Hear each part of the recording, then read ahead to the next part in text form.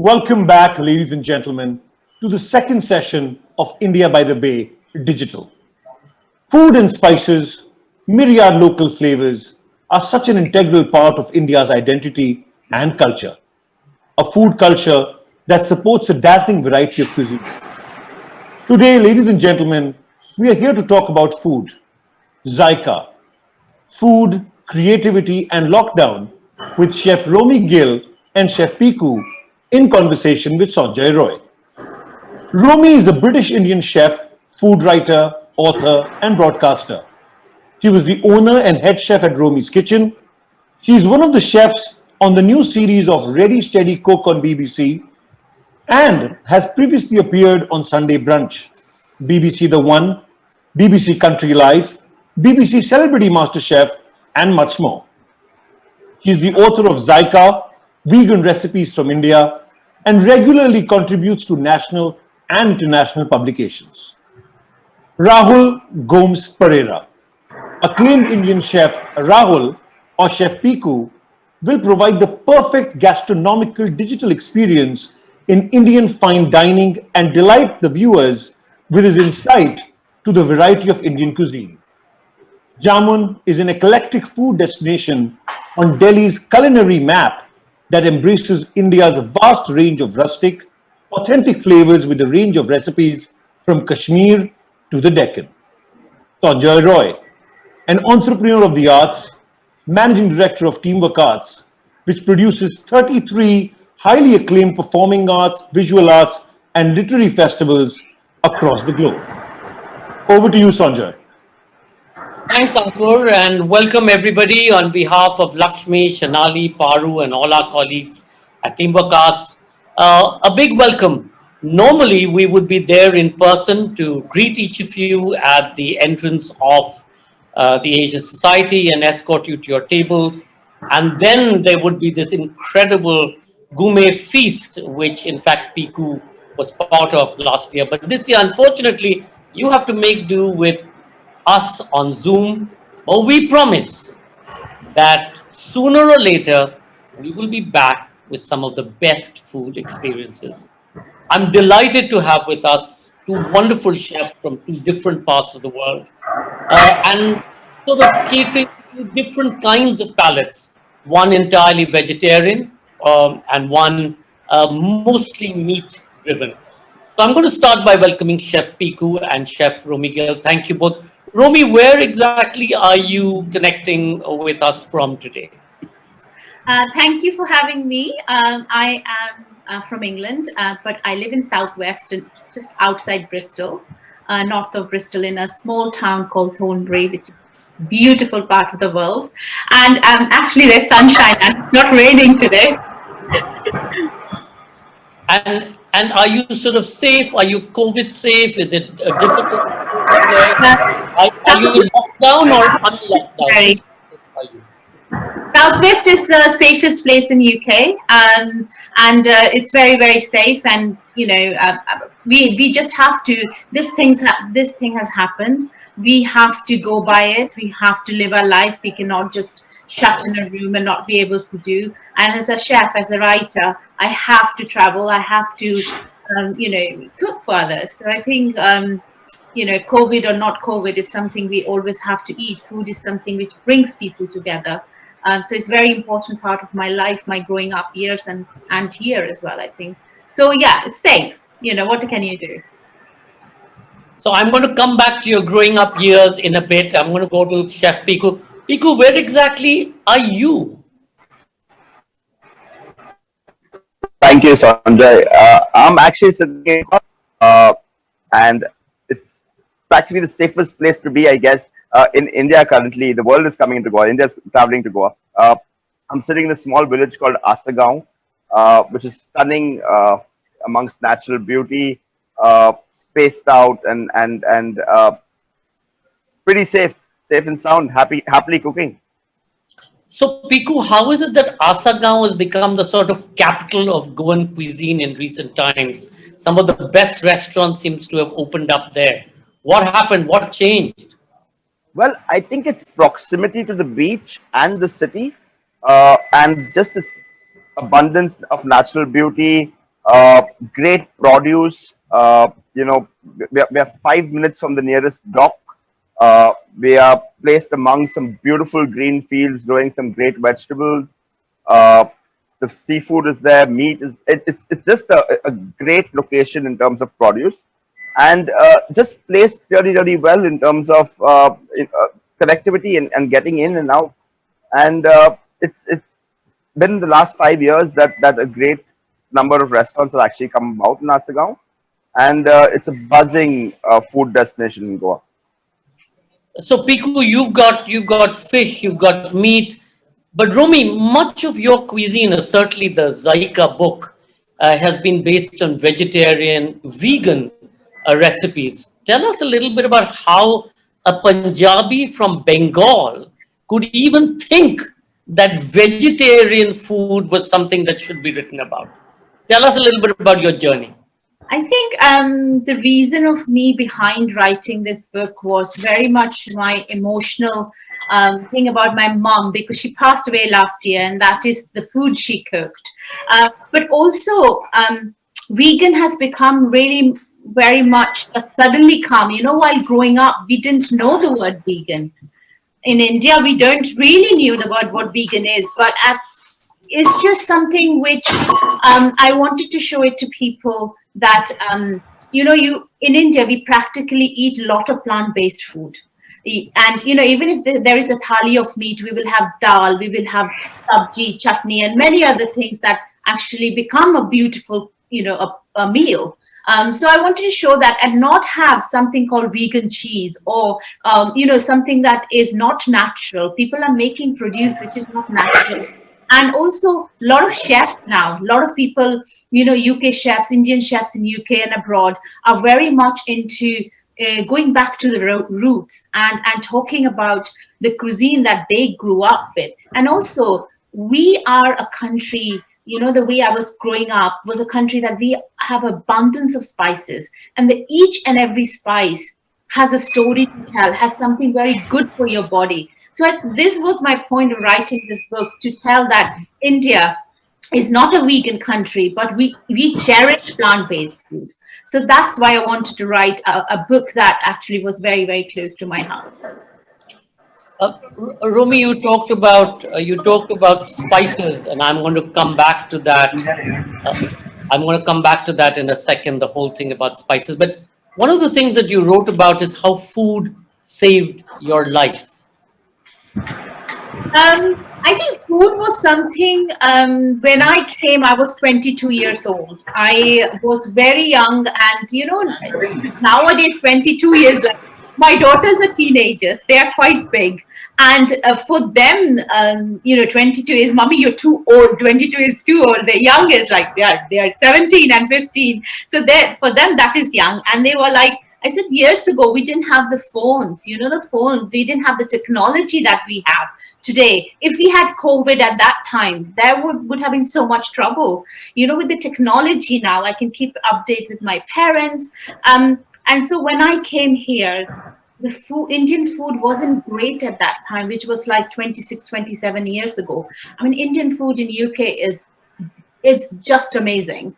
So I think at that time, I mean, still there is that 5 pints of lager and a curry, which we have curry houses here, generically food, which is you wouldn't eat, I would not eat, and the people serving would not. The Kashmiri balti prawn, which I've never understood.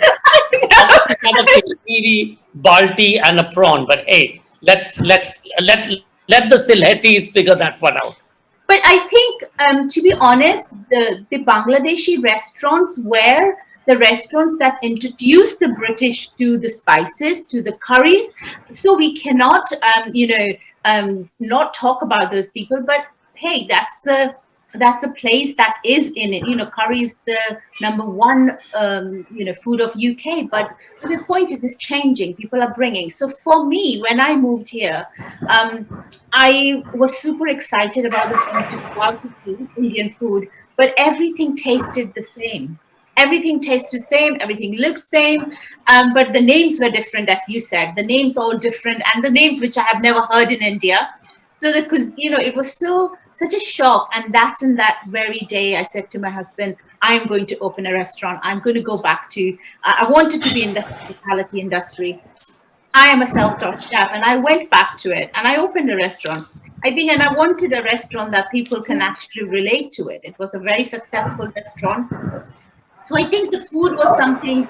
UK is such a harsh climate, and coming from Bengal, it was a cold country. It was a dark at that time, all the time raining where I was. I think food was something that I was able to share with people, and that kind of really took me out of I was going in a depression because I was like, I don't have any friends here, I don't have any family here. I started cooking, and I started giving it to people, sharing with others. So I think that was something really, really saved me at that point. Piku, much of what Romy is saying has really been the basic philosophy, right? Feed people, feed them with love, talk about the different spices. And here in the time of COVID, we've seen across the world people experimenting with food, making their beautiful loaves of bread, etc. Everybody's gone back to that sense of comfort.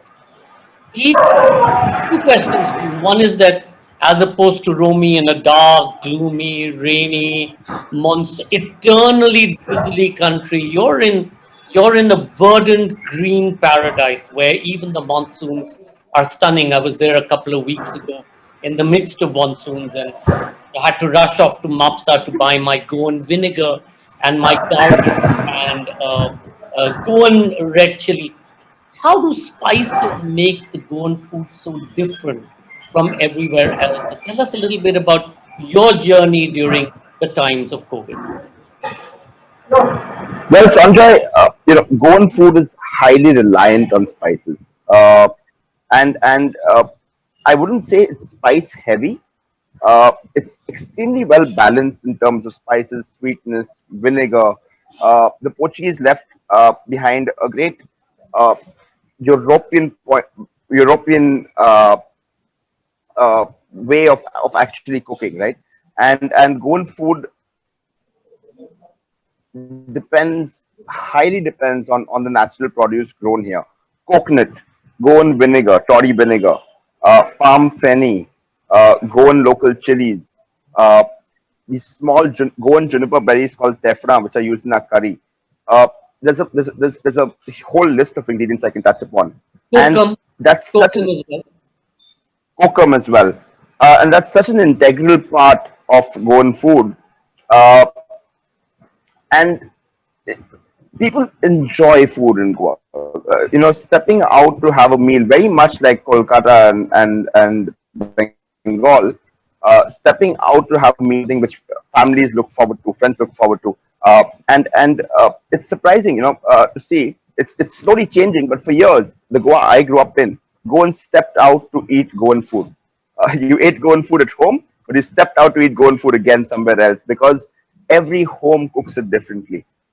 There is no standard recipe. There is no right or wrong. It's uh, I- growing up. You had housewives competing within your neighborhood for who made the best sarpatel.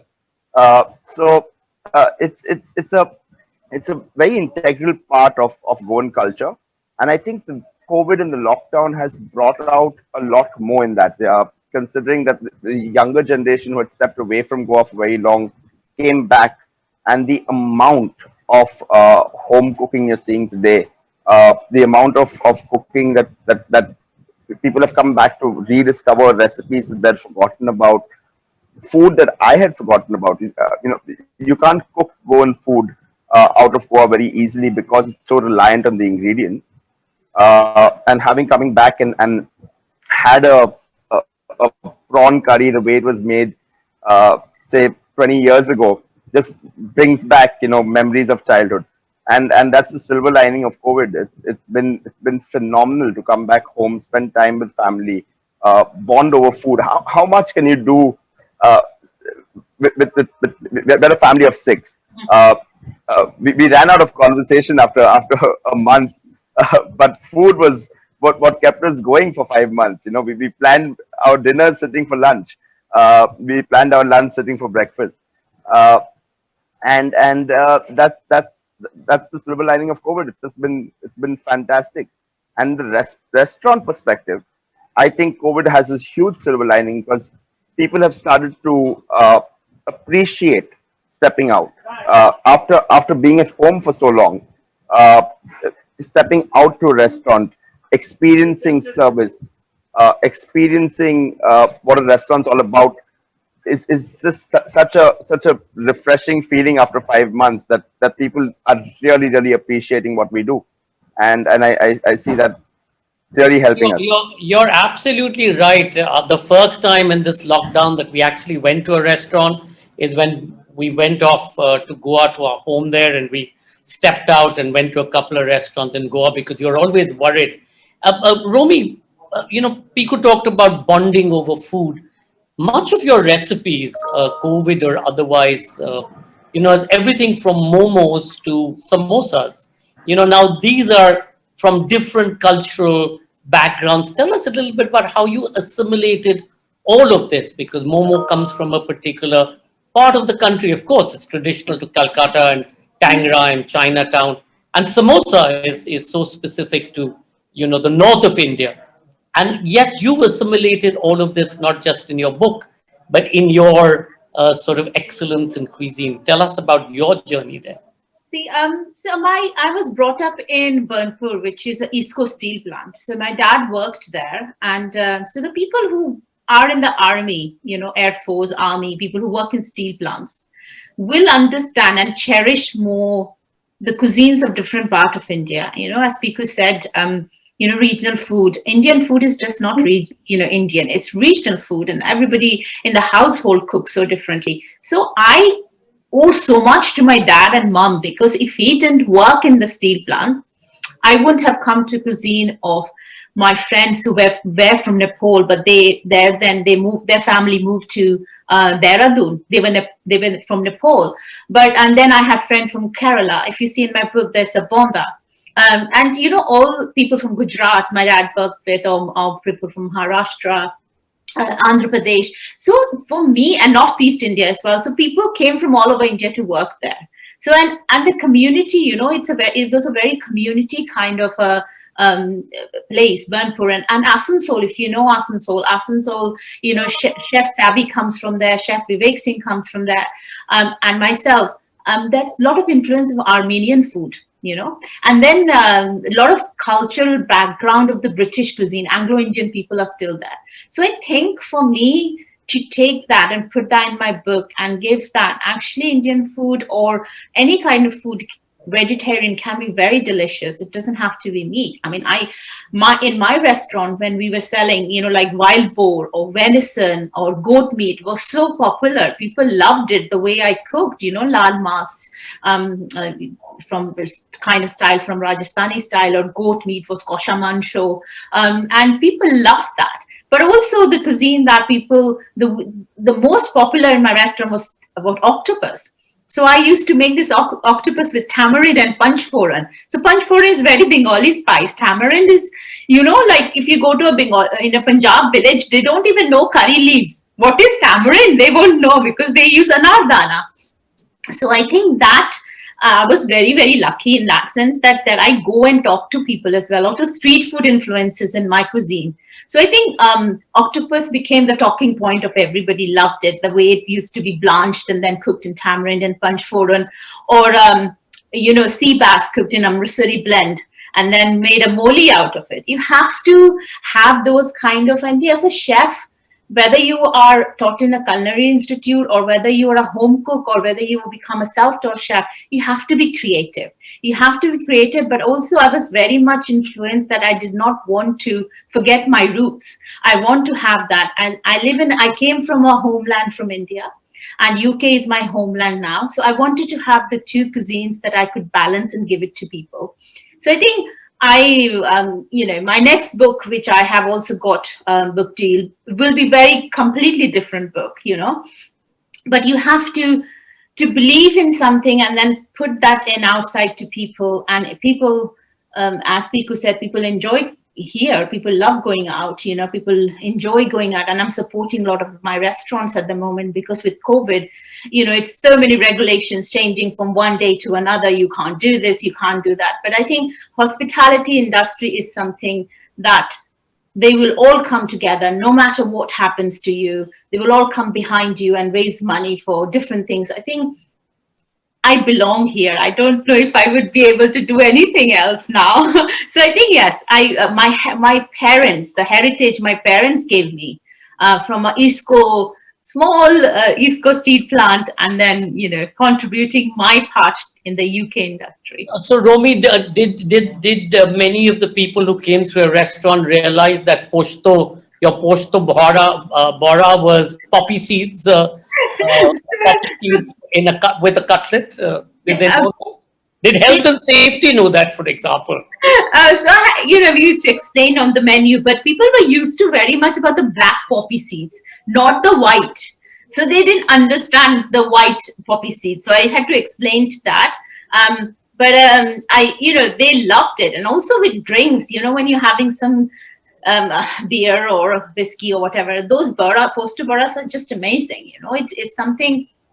I think it's like a delicacy, and people enjoyed it. Oh, absolutely. Piku, similarly, like, the way that Romy sort of reinvented some of the very comfort food home cuisine, you've actually gone the other way. You haven't really looked at making stuff heavy. You sort of innovated. You've looked at fresh from the garden or fresh to the table kind of recipes, whether it's your smoked wonderful pork bits or whatever. How, in India, you tend to disguise a lot of the meat cuts and the fish with the masala. I mean, the masala what's masala in English? What's masala in English? It's gone from my head. Just Masala. Masala.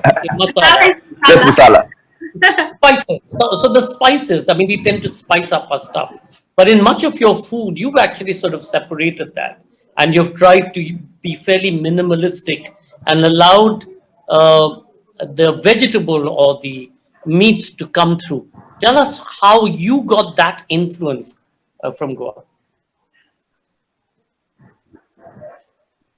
Well, I think the word minimalistic is apt for how I perceive food and what I enjoy eating and cooking.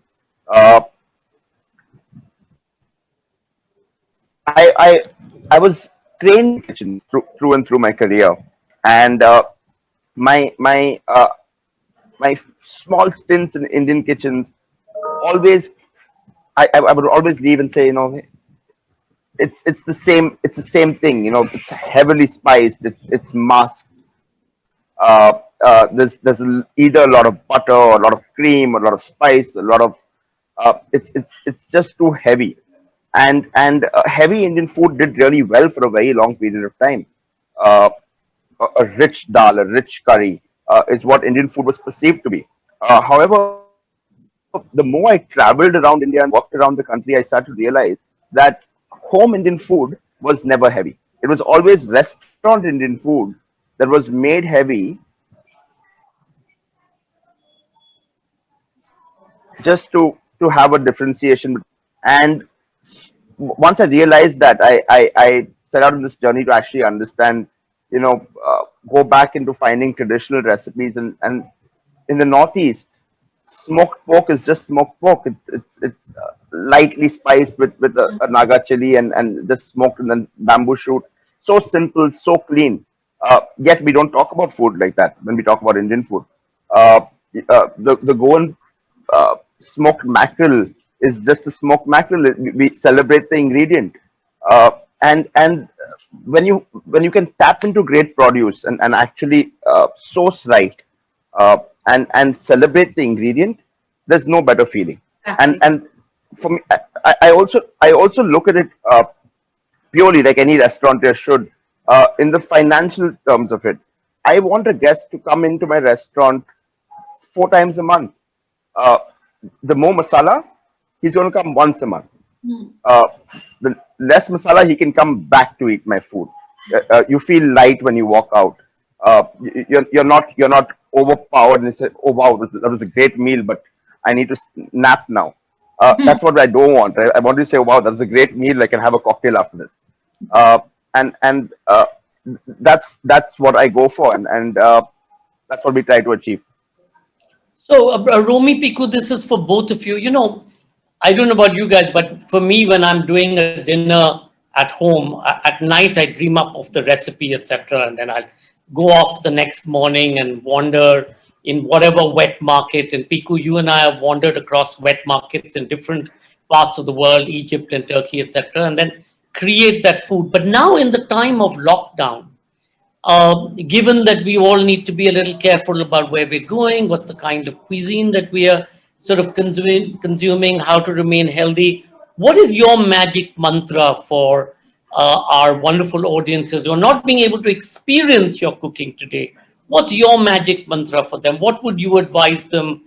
Simple recipes, simple foods that could boost immunity, whether it's raw turmeric or ginger based, etc. Each of you give us a thought in terms of what you would suggest to our viewers.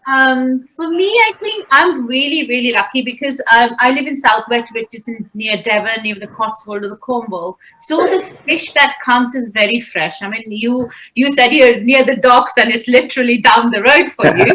And the fish and the seafood, everything is so fresh. And the vegetables, the vegetable boxes I have from Riverford, they're all organic. They're all grown in this country. So when I had the restaurant, everything was from the Southwest. It didn't go any miles from any other, to go to any other country to get any ingredients.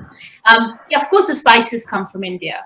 I just think that, as Piku said, that over spicing your dish, sometimes people have a tendency, maybe don't put this, put that, that'll make it more. But I think one ingredient like cumin or coriander, they're so versatile. Any fresh turmeric, as you said, anything like that. Or black peppercorns, they're also versatile spices and they catch on to different vegetables and spices so brilliantly. Like you said, smoked. We have smoked mackerel here, which I smoke. And I put really, we blowtorch it. Don't overcook it because sometimes some fishes, you don't really need to overcook it. And a little bit of lemon juice, sea salt, and blowtorch, magic. And all these things you have to learn. You can't just say that I've come from India and that is it. Indian food, wow. People go from here to those metropolitan cities and that is it. They don't venture out, about Kashmiri cuisine, or if you go to Ladakh, you go to Andaman Nicobar Island, you go any part of the world, or in India. It's so good. And so my philosophy is the same, use less spices. Don't overcook your food. Overcooking sometimes can just lose all the goodness of the food. So I think that for me is very, very important. Piku, for you? Well, very simple. Source local, eat what's in season.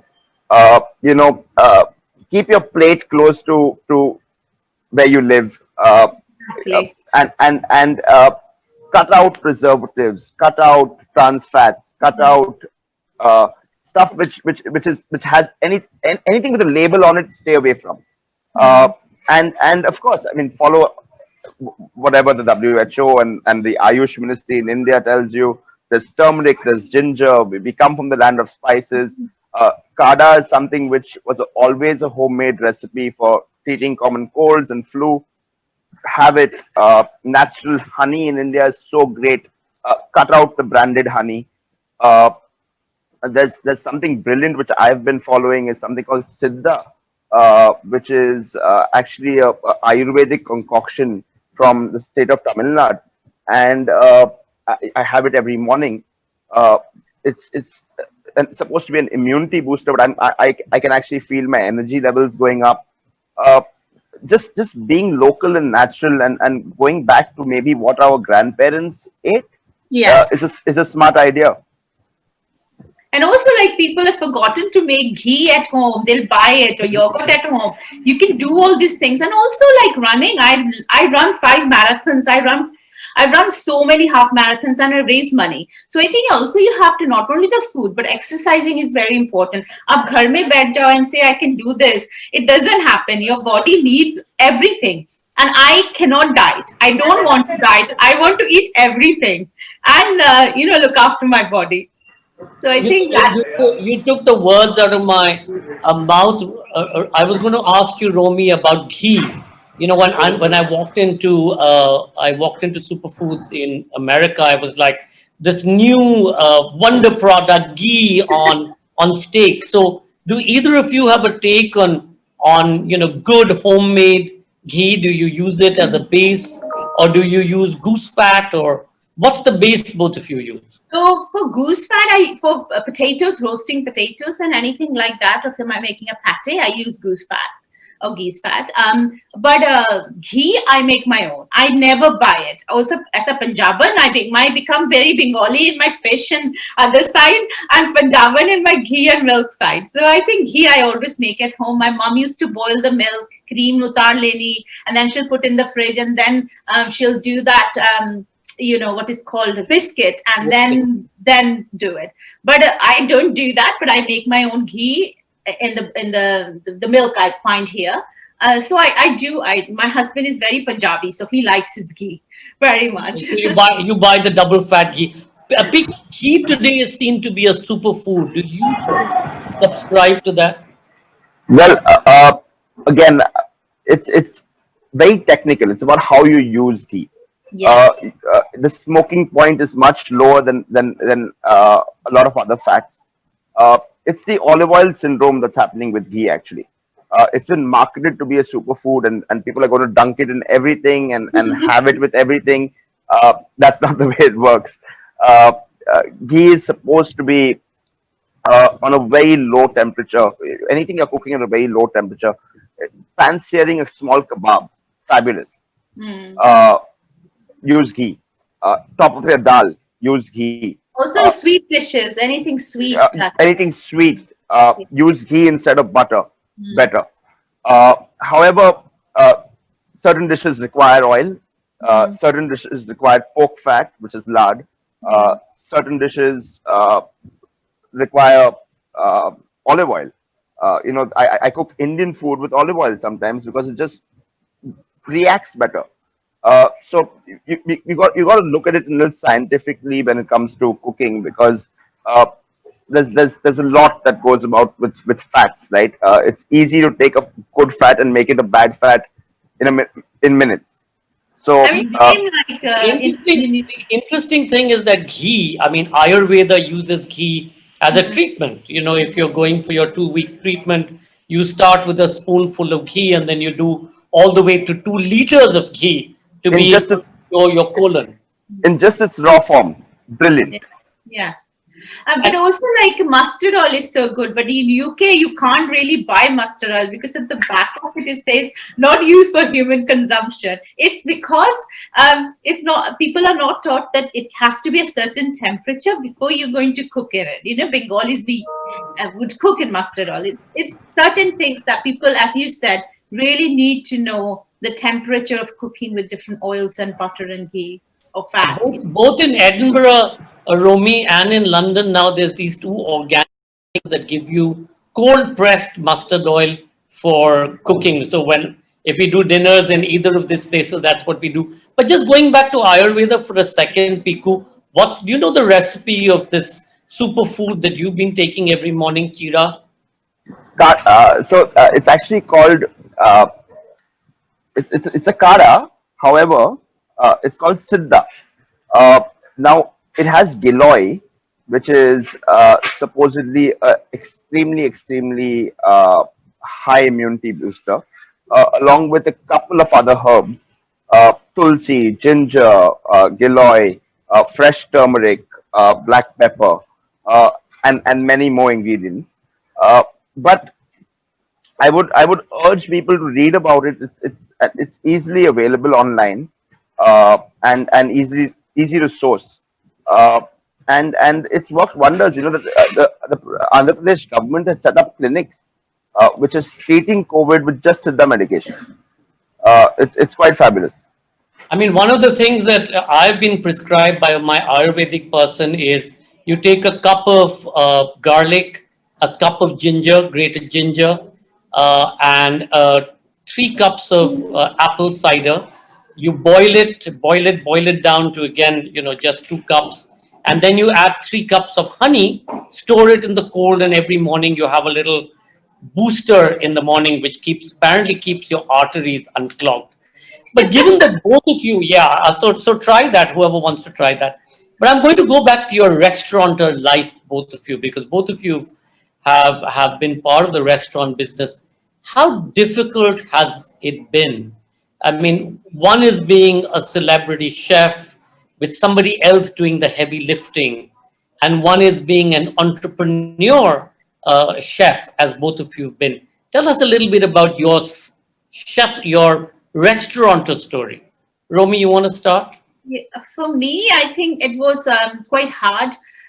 For the lot of food critics thought, oh, this is another mom who's woken up, and my girls were very little. My youngest was 6 months old when I, started this, and they thought another mom has woken up and wants to open a restaurant. She'll have chefs who will be doing this. No, when they saw that I was hands-on, even if I was on TV, I was like, made sure everything is done. And my chef who is, and I didn't have 10 chefs, just me and one more chef.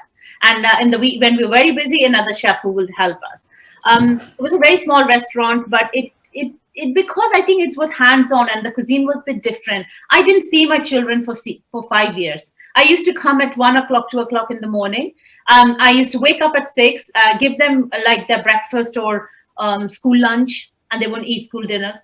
And I used to see them like literally for an hour or so. But that I did for 5, 6 years. But as to establish your restaurant, sometimes you have to do it. And where I was, it's a destination place. Food critics wouldn't come. So I was very determined that I would not let my restaurant fail. So I went to London. There's a place called Carousel. They completely changed my life. They bring chefs from all over the world, guys from Bombay Canteen, they've done it, Saransh Goyla, loads of chefs have come, Pratik Sadhu, he's done residencies there.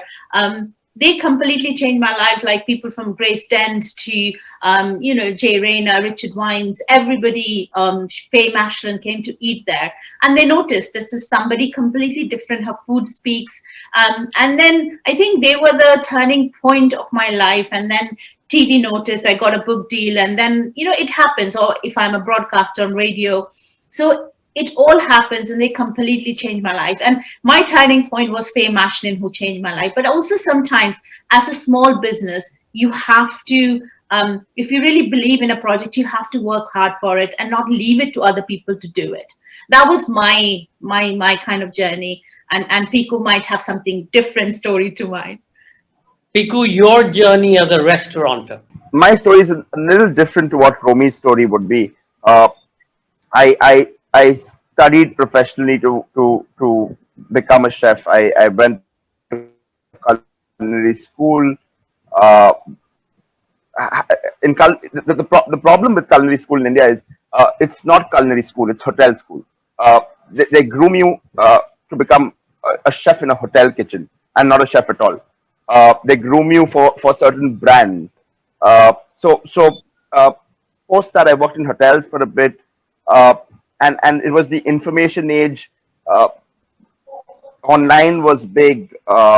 Suddenly we saw, TV shows on chefs, and suddenly we saw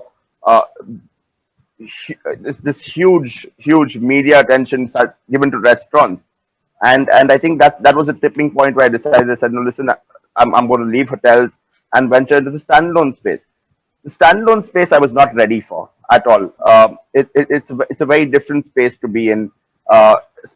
Especially in a country like India, where it's a highly competitive market, extremely capital intensive, a little unorganized in the terms of the sector with government regulations. But that's just improved in the last 8 years so much, and slowly but steadily you're going to see some great restaurants come out of India.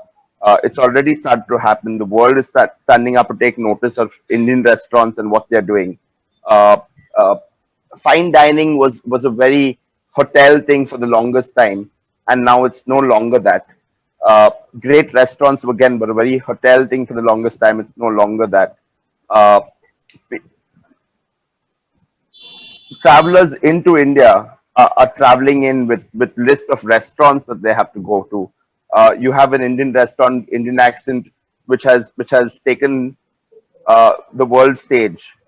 You have it's the next 10 years is going to be extremely interesting in the Indian food dining scene, and I think my journey has just begun in that sense of it, and I'm excited because I always wanted to do Goa. I always wanted to come back to Goa, and I really truly believe Goa is going to become the food and beverage destination in Asia. Well, Uh, it pretty much is already, Piku, with such wonderful restaurants, including yours, both Jamun and Ping and Mustard or what Mustard used to be and Sakana. But Romy, we're into the last mile of this particular session. I wanted to ask, what's your favorite sort of stress buster dish that you would go to after you've had a mega spat with the kids, you fed up with the husband? What's that one food that you really want to get down to making that will make you smile again? I'm glad my husband is a computer chip designer. He has nothing to do with the food. He can help me in the technology, but he's a great cook. For me, when I'm, even with the COVID and stuff, I have been non-stop cooking and raising money for different charities and stuff. When I'm doing that or writing or anything, all I want is white or cheapy white bread, or I make it at home, or any kind of white bread, good quality cheddar cheese, which is near Somerset where I live, and rose harissa. So I put a rose harissa, put the cheese on the oven. It's like done in 10 minutes. And that is with a cup of chai, is my ultimate food. I don't care any other food in the world. That's what I want when I'm really had enough of everything. So cheese on toast would be my go-to food and my comfort food. Romy's cheese chili toast. Yes. Roasted cheese chili toast. Yeah, except that sometimes I love 2 or 3 different kinds of cheeses. And in Goa, Romy, now they've come up with these fabulous cheeses, which is created in Goa. But next time, Piku, what's your favorite stress buster? I mean, you gave us the chorizo palau when you came to Hong Kong, but what's your stress buster? Well, so if I'm really, really worked up and really need to get my head off everything else and just focus on cooking, a pork sorpatel, because it's so yes. because it's so technical. Yeah. It really needs you to be involved in the entire process. It's not a short process, let me tell you. And something like that really takes your mind away from anything else, because all you can do is focus on that. And my restaurant, that was also a bestseller. We used to do every 6 weeks, once a day on Friday, and it sold out. People love all this kind of food, comforting food. Yeah, Wow. So one of the things I want you to do is send us a recipe. It doesn't have to have your secret ingredient, but send us a recipe for the sorpatel. Absolutely. And for the chili cheese. I will send it. And we will put it at the end of the episode, and maybe people can go out to your websites and also check out some of your other stuff. Thank you both so much, Chef Piku, Chef Romy Gill. Thank you for sharing your life story, your wonderful food. Best wishes to you, and we look forward to a cook-off. Who can make the better pork sorpatel or the better I'm not going to be fighting over it. I'll leave it to Chef Piku. I'll tell you what. Let Romy make the sorpatel. I'm going to make the chili cheese toast. Yeah. Done. Thank you both, and for those of you who are watching and love this session, please remember you can order Romy's book, Zaika. You can Google it. It's available on Amazon. And for those of you visiting Goa or Delhi, remember both Jamun and Ping is open for business, and the food is fabulous. Today I'm going to show you how to make my ultimate comfort food. What I like is a white bread, and I'll put a dollop of rose harissa on it. I love rose harissa. If you can't find risa, just use chilies and a little bit of honey, and that works as well. And this is just a normal cheddar cheese. I just grated it. You could always just slice it as well. I find grating is really more I find it goes into the bread and it's better. So simple. Under the grill, literally 2 to 3 minutes it's done, depending on what kind of oven you have. You just put under the grill, and that goes on my tray here.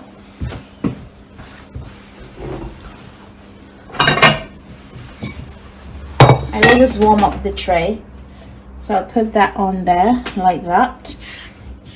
Don't want to waste anything, so I'm just gonna put that on, and that goes under the grill for about 3 to 4 minutes. And I'm going to show you the one I made earlier.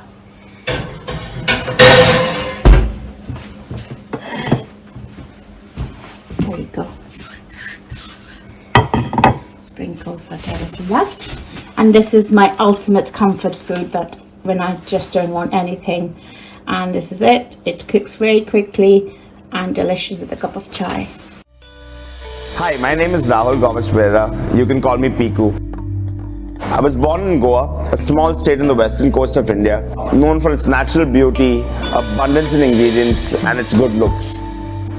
Having worked in hotels for a large period of my life, across the Oberoi group in various cities, 4 years ago, I took a foray into the standalone dining experience. We set up a company and opened up a couple of restaurants in Delhi. Jamun is a celebration of regional Indian food from across the country, and a celebration of Indian ingredients, the Indian cooking style and cooking techniques and recipes that may have been lost with our grandparents' generation. Jamun Goa is a restaurant that celebrates the regional diversity of Goa, its ingredients. Based in Asagaon, this old Goan home, we try to bring across the Goan way of life, the culture, as well as celebrating India's regional diversity. The lockdown has been a very tough time for everybody, for businesses and the world at large. However, the silver lining of this lockdown would be, personally for me, spending time with my family, reliving memories through recipes, food, dinner conversations, and reliving my childhood through those moments. My prawn and chorizo pulao was my regular Sunday afternoon meal growing up. Small pieces of pork, aged, cured, smoked, adds so much depth and umami to a quintessential Goan ingredient, the Goan chorizo.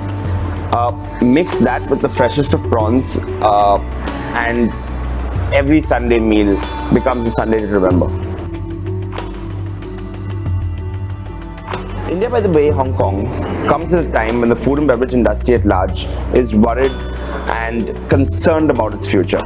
However, I truly believe that we're going to come out of this stronger, more resilient, and more creative than we ever have. Thank you, and I hope you enjoyed this session. Paru, over to you. Thank you, Sanjay, and thank you, chefs. This segment of India by the Bay has always been my very favorite. You've given us so much food for thought, so thank you for that. For the rest of us, do join us tomorrow, same place and same time, for an hour of music with Shabindra Saskia and a collaboration with Tijo right here in Hong Kong. So good night and stay well.